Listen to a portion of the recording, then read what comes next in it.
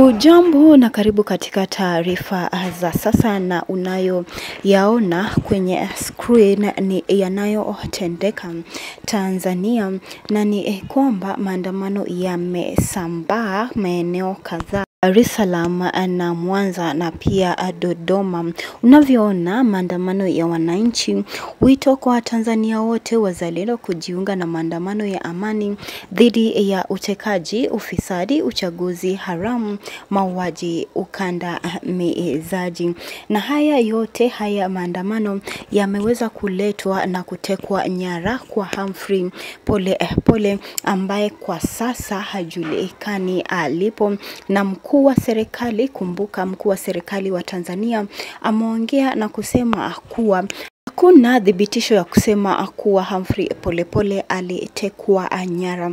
Kwa sasa taarifa ambayo serikali ya Tanzania inajua kuhusiana na Humphrey Polepole ni kuwa ameweza kupotea na si kutekwa nyara, na ndiposa wananchi wa Tanzania amana, na ni mojawapo tu ya mazungumzo ya wananchi kwa serikali kuambia serikali ya kwamba wametosheka mambo mabaya yanayoendelea katika nchi ya Tanzania. Kumbuka uchaguzi pia, na ni wiki mbili tu zimebaki na uchaguzi itafanyika, na wananchi wa Tanzania wameweza kusema kuwa uongozi wa Samia Suluhu hiyo imeweza kumteka nyara Humphrey Polepole haitafanyia kiongozi mwingine hivyo. Na hii maandamano itakuwa tu mojawapo ya mazungumzo kwa wananchi kuambia serikali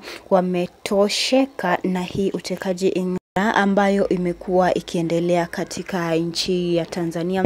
Tungependa kusikia maoni yako hapa chini kuhusiana na hii maandamano ambayo imeandaliwa katika various social medias, mitandao ya kijamii kama X, Facebook na pia Instagram na pia TikTok. Huyu ameweza kuandika na kusema mitandao ya kijamii mpaka sasa kwa kipindi chote tumeweza kuikamata wananchi kila kona yanaongelewa maandamano, na unavyoona kuwa wanataka hii maandamano iene kote Tanzania. Hebu tueleze maoni yako hapo chini, na pia usisahau kubonyeza kidude cha like na subscribe.